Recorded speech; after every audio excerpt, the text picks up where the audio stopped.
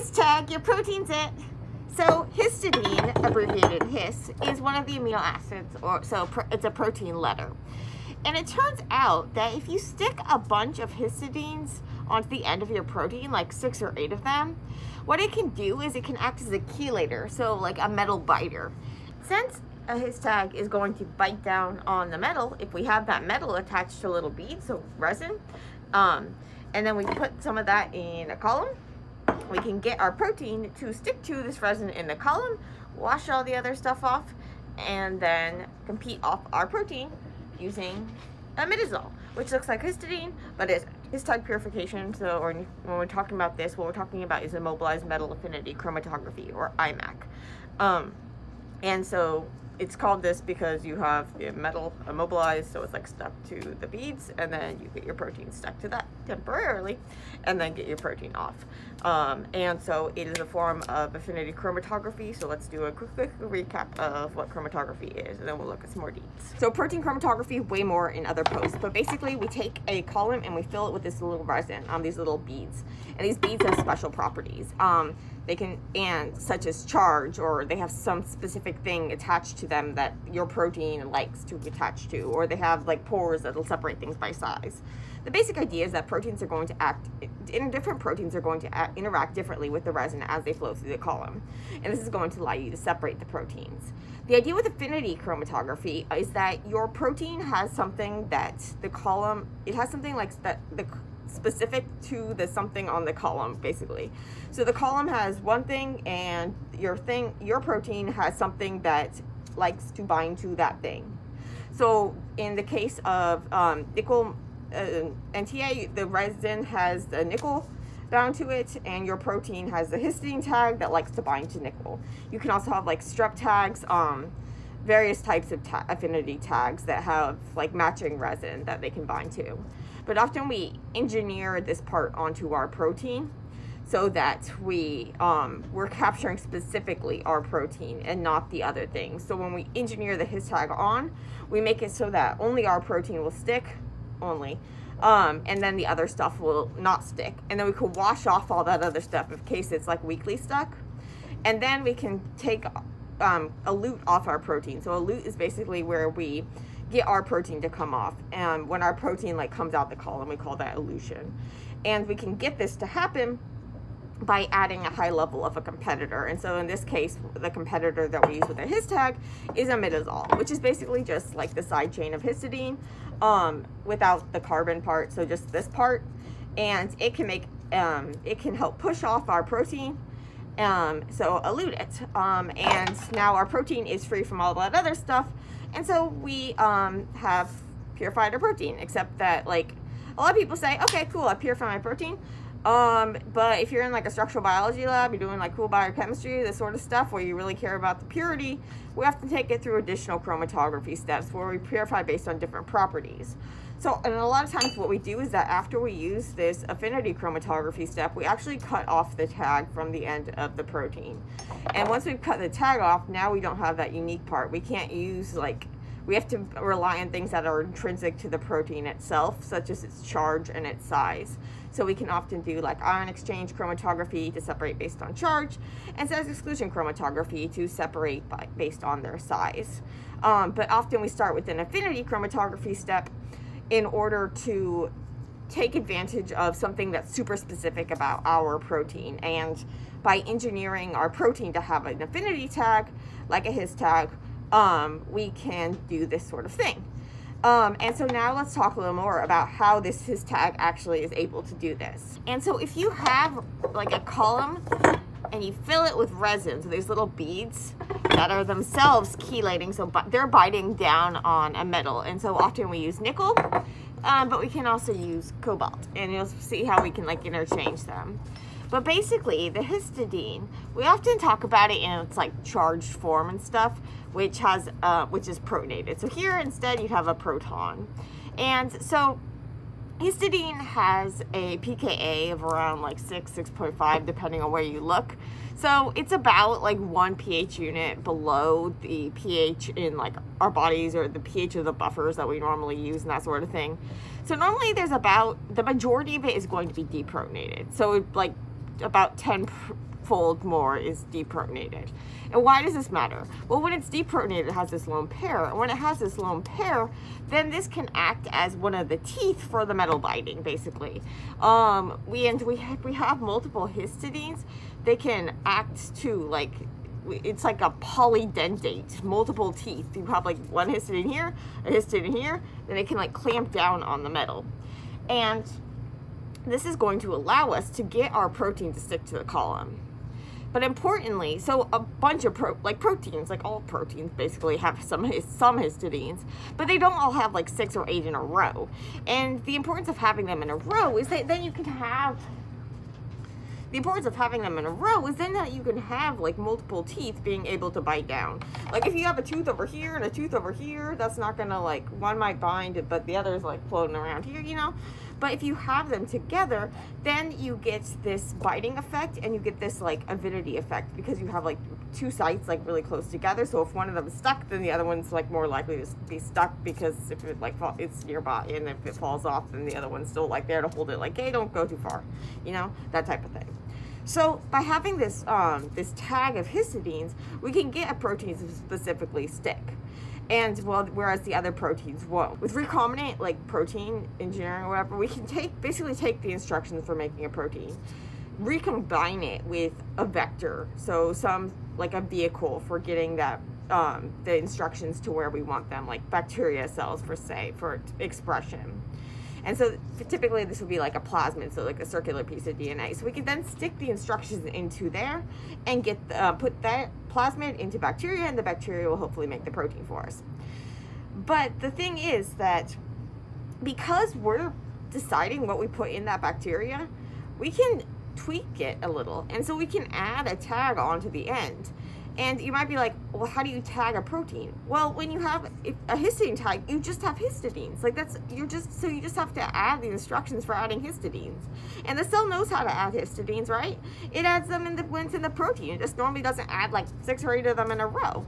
And so you can, by just adding this sequence, this DNA sequence, onto the end of your protein sequence instructions, then when the cell is making the protein, it's just going to start with the sequence or end with that sequence. So typically we put it on the N terminus, so the beginning end, or the C terminus, the end.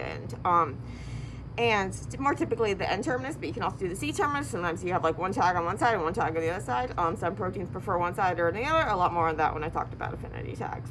So you have this string of histidines that's going to allow your protein to specifically bind to this column, whereas if they just have amino acid, if they just have like histidines in like random places, they're not going to bind like super strong. So we can then like wash off all that weak binding stuff. So because they have some histidines and some other things, they might like weakly bind. But what we're going to do is we're going to use a buffer that has a low concentration of imidazole. So imidazole is basically the side chain of, minus the carbon, it's basically this part, the ring part of histidine. And so we can add this ring part on its own. This is going to act as a competitor. It's going to push off the weak stuff. So it's kind of like pretending it's a protein with like random hisses scattered around, right? At this point, when you're just doing the wash, it's at like a low concentration, maybe like 25 millimolar. But then, so your protein is going to stay stuck because your protein has that like longer string. So your protein is biting down really hard, right? Whereas the other stuff is just kind of like, I'll get pushed off by the imidazole. But then you wash all that other stuff, and now your protein's still hanging out on the resin in your column. And so, cool, you've got your protein by itself, but now it's still stuck on a column, and you don't want it stuck on a column. So now you're going to add a lot of imidazole. Like we're talking like 100, 250 millimolar, depends on your protein, how strongly it's stuck. You need to add a lot of it. Like your protein definitely isn't that high of a concentration, but when you have the imidazole, basically because these are just like free floating, they don't have that like ability to like, they're not like polydentate. They don't have that ability to bite down in multiple places. They can only take one bite. Whereas if you have a string of these, then you can have like 2 taking a bite to the metal. The other sites are used to like help bind it to the resin. So the basic idea is you get your protein stuck to the column, wash everything off, then push your protein off with a high concentration of imidazole, And now you have your protein by itself without the other proteins. And so sometimes you'll need to do like dialysis afterwards to get rid of the extra imidazole if it's going to interfere. So basically dialysis is basically where you like stick your protein kind of like in a membrane pouch with a bunch of like liquid around it that doesn't have all that imidazole or all that salt or all that whatever you're trying to get rid of. And then that imidazole will then like diffuse out because it's going out and there's like more space around to go out to, so you end up with like a concentration gradient going from like the high concentration inside the membrane with your protein to outside, and then you replace the liquid, and then you replace the liquid, and then you replace the liquid, and then you replace the liquid. Yeah, it can be a long thing. You can also use like size exclusion chromatography if you don't do like a buffer exchange or that sort of thing. But anyway, so that is how you get your protein off the column. You can also get the metal off the column. And so the metal is bound to this resin in like one of those bitey downy coordination complexy things. It's chelated in that metal. So you can get the metal, you can just get the resin. So this is like nickel NTA. You can just get like NTA resin. There's other types of resin too. But you can just get like the unloaded resin, but often it comes loaded. So loaded or charged. So basically it has a metal bound to it already. But over time, the metal can actually leach off. It can also happen if you have a protein, like a ton of protein, and it binds really well to the resin. I had that happen once, where my protein, it like stripped the resin, like it stripped the metal off because there was just like so much protein and it bound so tightly, and it was, yeah, that was not fun. But anyway, so I had to add like a really small amount. But anyway, so you can remove the metal using an even stronger chelator. So an even stronger chelator is, we use like EDTA. And so that's another important thing. If you're doing a Histidine purification, you want to make sure you don't have EDTA. You also want to make sure you don't have DTT. So DTT is a reducing agent, and what it'll actually like turn this, it'll like oxidize. DTT is like a reducing agent, and it'll like change the oxidation state of the metal, and it'll like turn it brown and nasty. So yeah, try to avoid DTT. You can use like BME or TMED. But anyway, then you can add DTT afterwards and it's fine. But anyway, so you can use EDTA if you want to like strip the resin, or if you want to like totally regenerate it from like scratch or whatever, or you could just like recharge it. So you don't have to do it after every use, but after a few uses, it's good to recharge it. And so then you like add the metal back. So this is like nickel sulfate, and then you do a bunch of washes with like imidazole to make sure that you're like removing any excess metal, and then a bunch of buffer, and then a bunch of water, and yeah. But you can also, if you strip it, you can then add a different metal. So like you can try cobalt.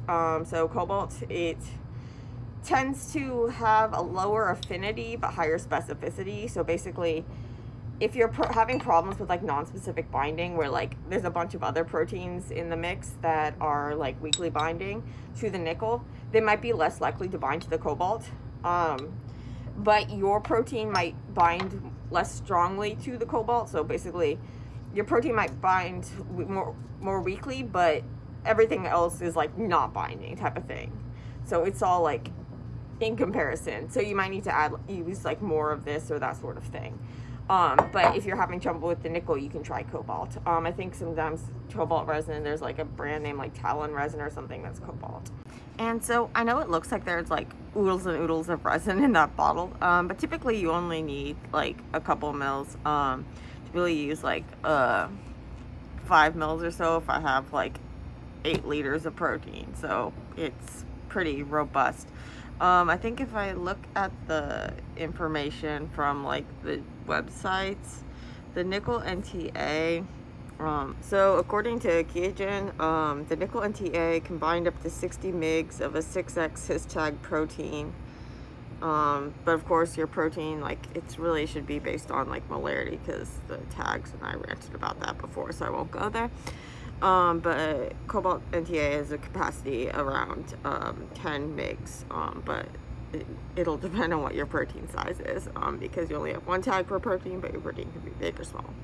But anyway, that's that. So when it comes to histidine, things can get kind of confusing in terms of how you might see it drawn. Part of this is because it can be protonated or deprotonated, and part of this is because it can tautomerize. If you have it protonated, then if it deprotonates, it can deprotonate at either of the nitrogen, and then these can interconvert with the help of like water, take a proton from one place, add it to another place, or whatever, and we call these tautomers. This one's slightly more likely to be protonated, but either can be. And so these are different tautomers, and so you'll see things drawn different ways.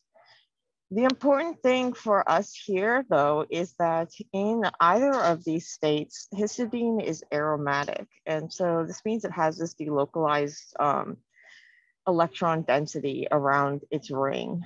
And so this is going to help stabilize this, and it also makes it have this like donut of charge above and below. It's pretty cool. But anyway, so we've seen like with benzene and stuff, you have these alternating single and double bonds, but lone pairs can also contribute. And so the lone pair of nitrogen, one of the lone pairs, the lone pair when nitrogen with the hydrogen is able to contribute to the resonance of the ring, making it aromatic. So even though it looks like in the, even though it looks like we have two lone pairs that could be involved in like acting as a base and stealing, we're not going to see this guy steal another one because this pair is involved in the resonance. We can draw resonance structures where we're to like push these electrons around and we can see that, but I'm not going to do that.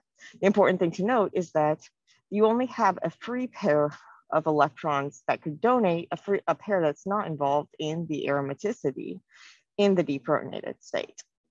So, and this is only going to happen when it's deprotonated, and it's more likely to be deprotonated under basic or alkaline conditions.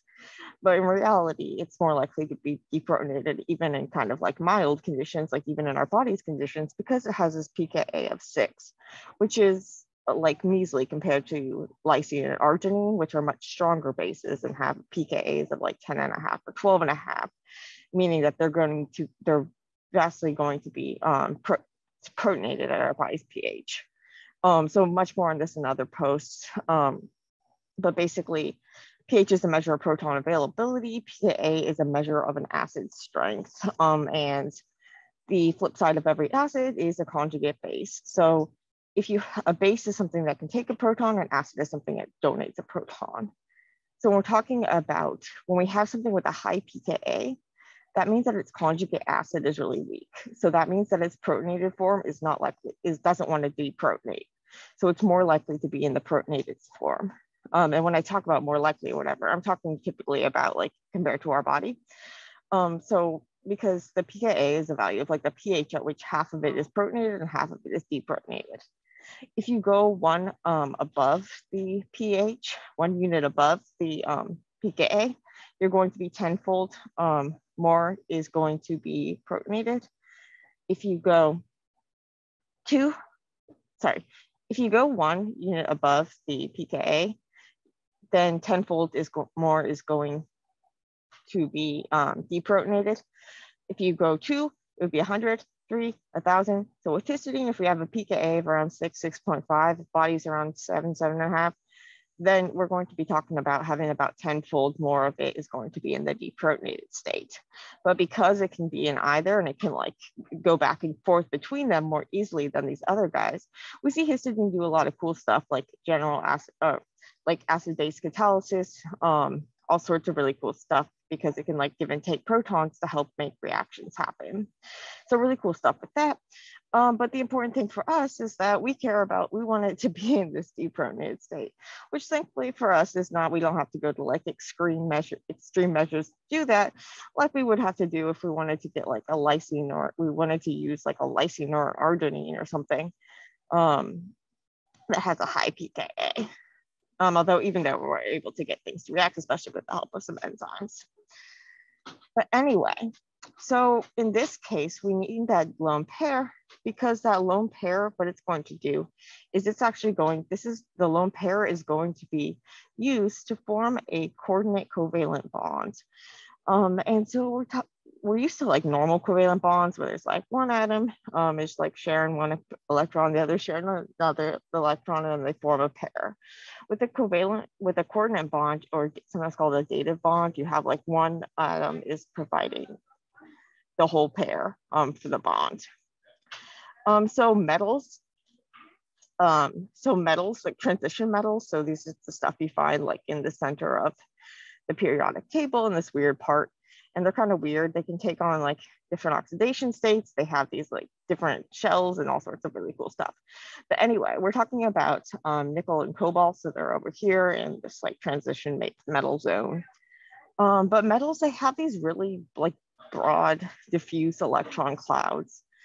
So they have a bunch of like negative, they have the charged clouds like really spread out. They're often in a cationic state, so they have more protons than electrons. And so you have this positive charge, you have this cloud of and so this, if you have an atom that is has a lone pair of electrons, it can kind of like donate to this cloud a pair. You might get confused when you're thinking about like histidine as like being positively charged, whatever. But when it's binding metals, it is not positively charged. And in fact, it has this whole like with this aromatic system, you have all this like local this delocalized electrons. And so that's going to be like attractive for a metal, right? You have all these electrons, the metal wants electrons, this like cation, it's missing some electrons, and so it would like some. And so this is going to be attractive. And then you also have that lone pair. So you can have this be like this. And so remember that we're talking about deprotonated His. And this metals can form, it's really cool is that metals can form like these big, like these coordination complexes.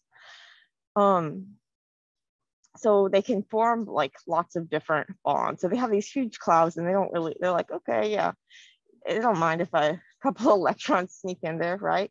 Like if you were really small, it'd be like, hey, get out of my space. But like if you were really big, then these things can like form a lot of different bonds and be really cool. So anyway, so when you have a chelator, it's going to form multiple of these coordinate bonds. So we can classify them by like, so the terminology comes from like claw or whatever. We can talk about dentate in terms of like teeth. So a bidentate thing would bidentate in 2 places, tridentate 3 places, etc.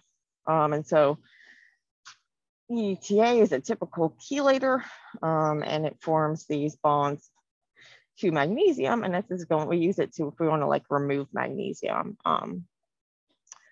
from like proteases or endonucleases that are going to chew up our proteins or our DNA. But you want to make sure you don't use EDTA if you're doing nickel affinity chromatography, because it's going to take the metal off of the column. And the reason why is that our column is bound, it's forming a coordination complex to, the resin is forming a coordination complex to the metal. And then your protein, the histidines are going to act as one of those like polydentate chelators and bind to the resin. And so you don't want to be adding a strong chelator that's going to basically strip the metal from everything. So in the case of like nickel NTA, these NTA, this linker this linker is actually like tetradentate, so it'll bite down in 4 places. Nickel likes to form like 6, or like be bitten 6 times typically when we're using it. And so you have 4 of them taken by the NTA, leaving 2 bite sites for your tag. And so when you have a bunch of histidines in a row, this is more likely to happen than if you have just like random histidines in random places. Then you want to get a strong enough bite. But then when we're going to add a ton of imidazole because to then like push off our protein later. So initially we'll have a low concentration of imidazole, like around 25 millimolar or so usually, just to avoid non-specific binders in the first place.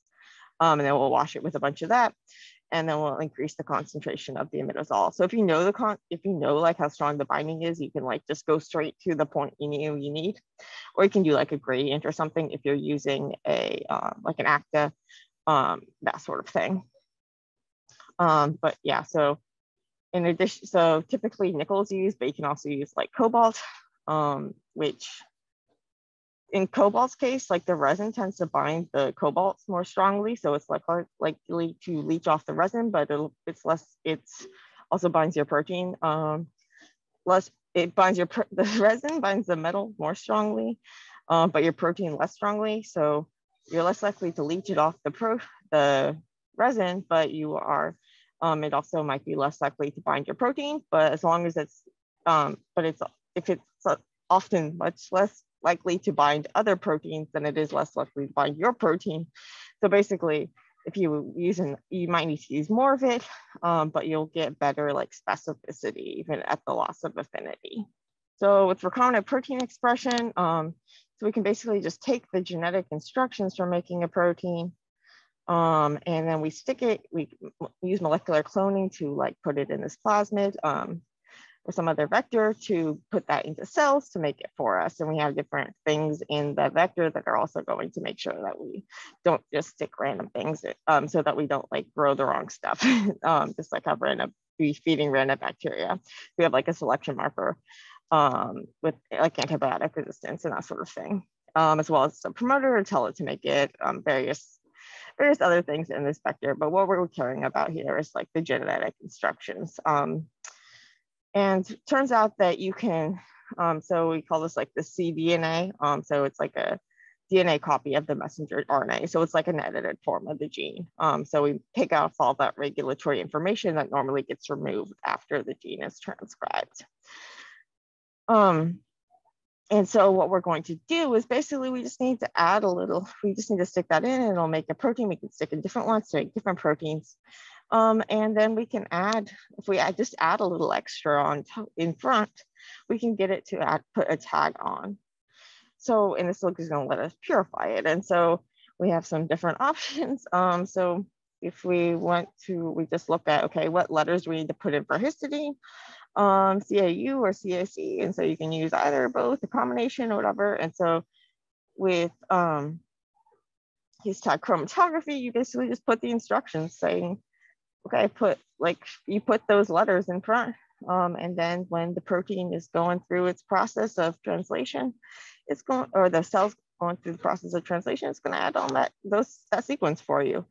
And so there are different types of tags, and they will have different sequences. But with histidine, it's like the simplest. You just put 6 to 8 histidines. Sometimes you might see like 6x his or 8x his, various things. And then sometimes you put like a cleavage tag in between the tag and your protein. Then this tag is going to, you'll bind the resin. So basically in protein purification, what you're going to do is that you're going to, so you have the cells make the protein, you break the cells open, you spin everything down to get rid of the membrane bits and stuff. And then you can put it through chromatography. And so chromatography is like where you're separating based on different properties, flowing through this like resin. So you can do this like gravity flow, which is like the drip, drip, drip, like I was showing you those columns, or with an acta, which is like a protein purification machine. And then there are different types of resin and separating based on different properties. And we're talking about affinity chromatography here. And that's where you're separating based on something specifically special about them. And so you get your protein to bind, you wash the other stuff off, and then you compete your protein off, and you've got protein, and then you can take it through other steps if you need to further purify. But affinity is normally the first because you're recognizing something specific about it. And so you can get the resin to bind your protein, and then you're going to wash it. So sometimes you might bump up the imidazole concentration a little bit, but not too much.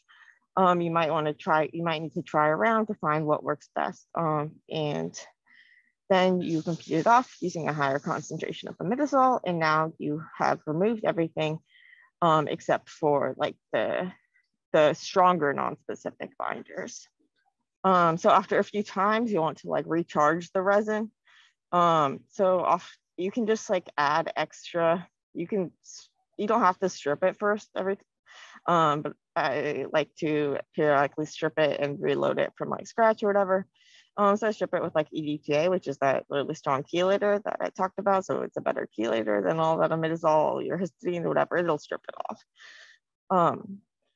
It'll strip the metal off. So before we were talking about like stripping the protein off of the column, we are eluting the protein off of the column. So taking the protein off of the beads.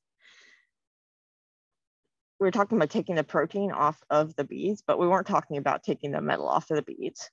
When we talk about like recharging, we still have this, when we talk about recharging, what we're actually going to do is we're going to be adding metal back to the column because some of it might have come off.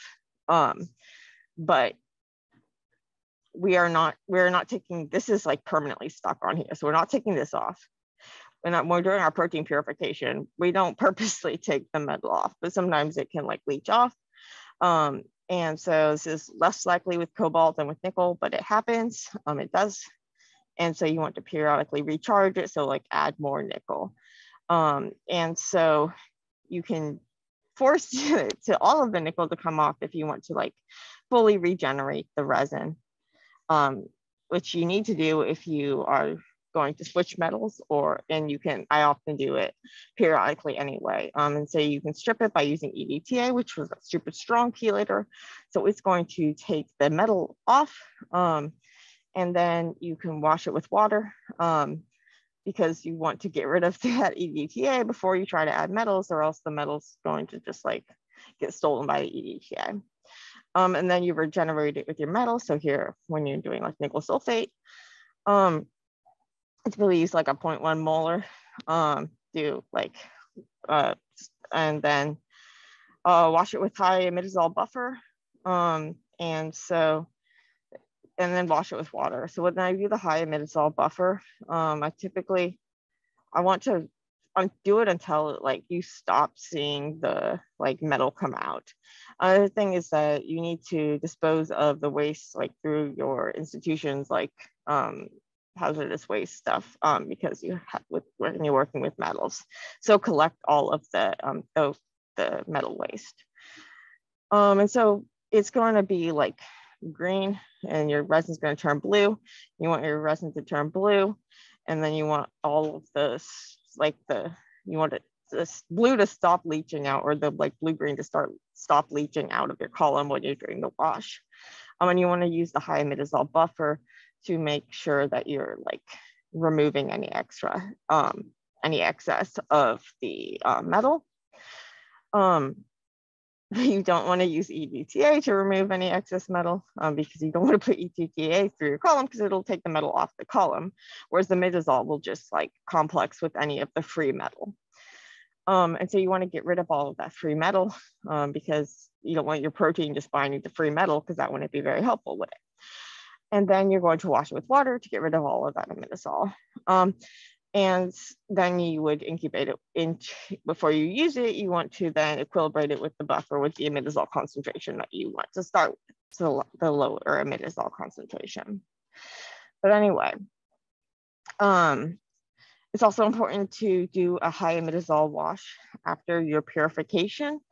Whether or not you're regenerating it, be nice to your future you and to the next person who might be using the column if it's like one of those, because you want to get rid of anything that is stuck on the column, any proteins that are still really strongly stuck. So maybe you thought your protein would all come off at 100 millimolar imidazole, and then the next person goes to use it and finds there's a bunch of protein stuck on there because there was still some stronger binding stuff. And so you don't want that to happen. Yeah, and so be courteous to you future people, including future yourself. You don't want to have like protein stuck on the column, which that happened to me once. Someone forgot to wash and then there was random stuff coming off. But anyway, okay, so hope that was helpful. And happy purifying.